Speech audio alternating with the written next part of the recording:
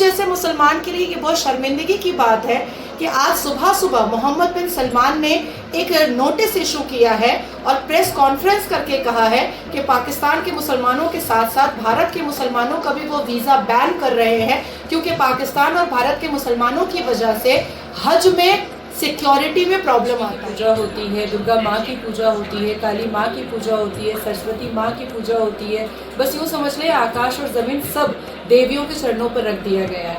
तो ऐसे में मैं क्यों ना आती आशीर्वाद लेने के लिए। शिव शक्ति ये तो हमारे पुराणों में है, हमारे ग्रंथों में है, और शिव और इतना खूबसूरत बिल पास हुआ है, पसमानदा मुसलमानों को एक राहत मिली है, उनको सुकून मिली है। मुस्लिम होने के बावजूद आपने माता मंदिर पहुँचे, माता के विधि विधान से पूजन हवन अनुष्ठान किया गया, कोई मन्नत भी मांगी है? शिव शक्ति ये तो हमारे पुराणों में है, हमारे ग्रंथों में है, और संवैधानिक देश है, और संविधान के पहले पन्ने पर जो चित्र भीमराव अम्बेडकर जी ने दिया था वो भगवान राम का दिया था।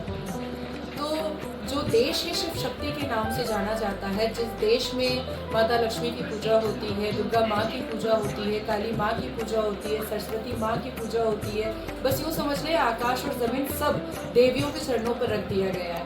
तो ऐसे में मैं क्यों ना आती आशीर्वाद लेने के लिए। और संसद के पटल से जिस हिसाब से वक्फ बोर्ड का संशोधन हुआ और इतना खूबसूरत बिल पास हुआ है, पसमानदा मुसलमानों को एक राहत मिली है, उनको सुकून मिली है। कितना फायदा मिलेगा उनको? देखिए 77 साल से पसमानदा मुसलमानों का हक चंद लोग छीन करके लेकर जा रहे थे। आज सुबह की न्यूज़ है कि वक्फ बोर्ड की संपत्ति में से जो 9 लाख एकड़ की संपत्ति थी, उसमें से सिर्फ 1088 प्रॉपर्टी का डॉक्यूमेंट जो है वो वक्फ बोर्ड दे पाया है। सोचिए कहाँ 9 लाख एकड़ और कहाँ 1088 सिर्फ। मुझ जैसे मुसलमान के लिए ये बहुत शर्मिंदगी की बात है कि आज सुबह सुबह मोहम्मद बिन सलमान ने एक नोटिस इशू किया है और प्रेस कॉन्फ्रेंस करके कहा है कि पाकिस्तान के मुसलमानों के साथ साथ भारत के मुसलमानों का भी वो वीज़ा बैन कर रहे हैं, क्योंकि पाकिस्तान और भारत के मुसलमानों की वजह से हज में सिक्योरिटी में प्रॉब्लम आता है।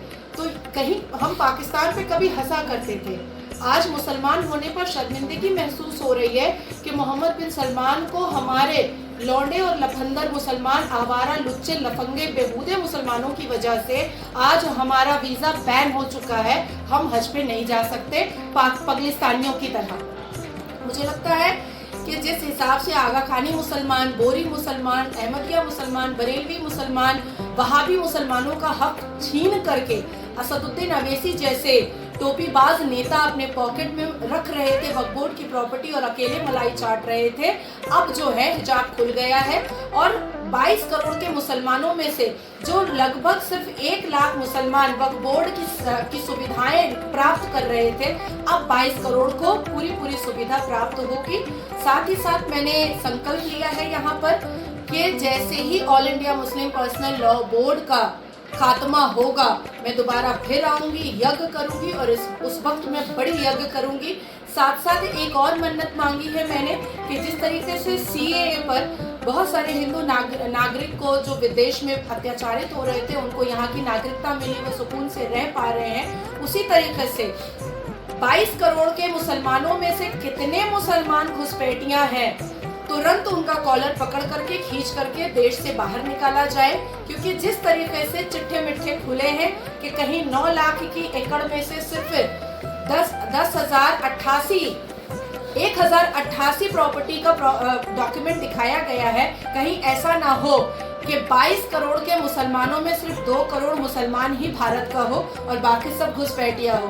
तो पश्चिम बंगाल, क्योंकि सबको पता है कि घुसपैठिया वहाँ पर बहुत है, बांग्लादेशी है, रोहिंग्या है, अफगानी है, पाकिस्तानी है। पश्चिम बंगाल के जो मुसलमान लौंडे होते हैं, आवारे लुच्चे जो मुसलमान लड़के होते हैं, वो पाकिस्तान की लड़कियों से शादी कर लेते हैं और उसको यहाँ बुला लेते हैं। तो क्या पता कि वो स्लीपर सेल हो, क्या पता वो हाफिज सईद की कोई हनी ट्रैप का मकसद हो। तो ऐसी दुविधाओं के वक्त पर मुझे लगता है कि भारत की सरकार को NRC तुरंत इम्प्लीमेंट करना चाहिए और 4 राज्यों के इलेक्शन से पहले करना चाहिए, क्योंकि विधानसभा इलेक्शन एक राज्य के लिए बहुत महत्वपूर्ण होता है।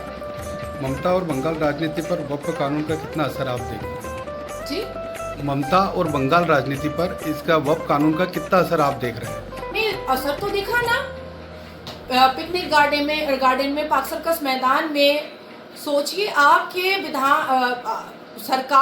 राज्य सरकार के नेतृत्व में लोग मुसलमान खड़े होकर के कह रहे हैं कि अगर मोदी ने वक्फ बोर्ड बिल वापस नहीं लिया तो दूसरा बांग्लादेश बना देंगे। मोदी का तो कोई कुछ मुसलमान बिगाड़ नहीं सकता है, लेकिन कहीं ऐसा ना हो कि शेख हसीना की तरह ममता बनर्जी की बड़ा चड्डी भी मुसलमान लहराए और जनता देखती रह जाए और ममता को भागने की जगह भी नहीं मिलेगी। क्योंकि जब मुसलमान यहाँ से भगाएगा उसको तो वो 57 मुस्लिम मुल्क में तो जा नहीं सकती। और भगवान राम के भक्तों को जितना वो दंगाबाज कह चुकी है, भारत देश तो और उसको बर्दाश्त करेगा नहीं। अब जिस तरीके से वो यूएस में जाकर के ब्रिटिश की तारीफ करके आई है और भारत की बुराई करके आई है, और डोनाल्ड ट्रंप की दोस्ती हमारे आदरणीय प्रधानमंत्री के साथ जैसी है, उस हिसाब से भी ऑक्सफोर्ड यूनिवर्सिटी में जो वो भगदड़ मचा करके आई हैं, तो मुझे लगता है कि क्रिश्चियन देश भी उनको नहीं रखेगा। तो मुझे जहाँ तक मेरा मानना है कि या तो ममता बनर्जी 2.0 अरविंद केजरीवाल हो जाएंगी, और या तो फिर यहाँ कुआं यहाँ खाई बीच में लटकी ममता भाई, यही हो जाएगा। इसके अलावा तो कुछ होगा नहीं।